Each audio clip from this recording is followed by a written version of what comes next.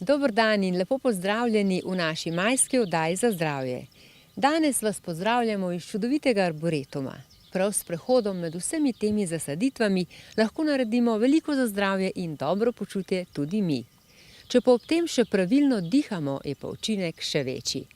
Prav o dihanju nam je veliko zanimivega povedal dihalni terapevt dr. Milan Hosta. Dih je prva stvar v življenju, ki jo naredimo, ko se rodimo, in zadnja, ki jo naredimo, preden umremo.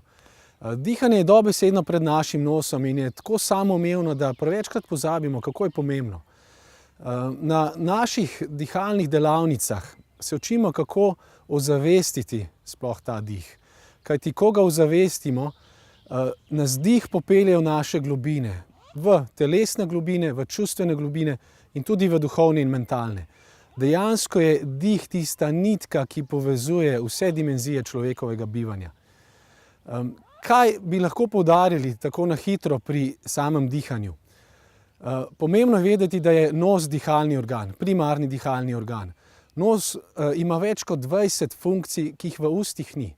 Nos, zrak se greje, navlaži, v nosu se zrak zavrti in v sinusih, ki so za nosno votlino, se izloča dušikov oksid, ki pobija viruse in bakterije. In še ogromno drugih funkcij. Druga stvar pa je, da je pomembno, da znamo dihati s trebušno prepono. To je mišica, ki ločuje prsni koš od trebušne votline in hkrati povezuje trebušno votlino s prsnim košem. V prsnem košu pa vemo, da so pljuča in srce. To pomeni, da če dihamo s trebušno prepono, povezujemo spodnji del trupa, trebušne votline, tam, kjer so tudi naša čustva. Recimo vemo v našem jeziku, vemo, da gre ljubezen skozi želodec, strah je v ledvicah, jeza je v jetrih in vse to s pomočjo trebušne prepone skomuniciramo z prsnim košem in potem z dihanjem izživimo na ta način, da ne pušča negativnih napetosti v našem telesu in tako ohranjamo zdravje. Katere so najpomembnejše zadeve, ko ozavestimo svoj dih, da si s tem dobimo tiste koristi za zdravje, ki jih lahko mimogrede v vsakem trenutku, v prostem času ali pa v službi. Prva stvar je dihanje skozi nos. Nos je dihalni organ, usta so pomožni dihalni organ. Skozi nos dobimo ogromno enih koristi, zrak se očisti, navlaži, se greje. V sinusih, ki so za nosom, se izloča dušikov oksid v nosno votlino in ta pobija viruse in bakterije, ki vstopajo v naše telo. Druga stvar je, da se držimo zravnano. Bodisi, če sedite za pisalno mizo, za delovno mizo ali pa hodite, je pomembno, da smo zravnani. Kajti tako trebušna prepona dobi prostor, da se pravilno premika gor in dol in komunicira naša čustva do našega srca. In ko smo pri čustvih, je dobro, da ozavestimo, kako določena čustva vplivajo na napetosti v našem telesu, ker potem seveda vplivajo tudi na naše dihanje.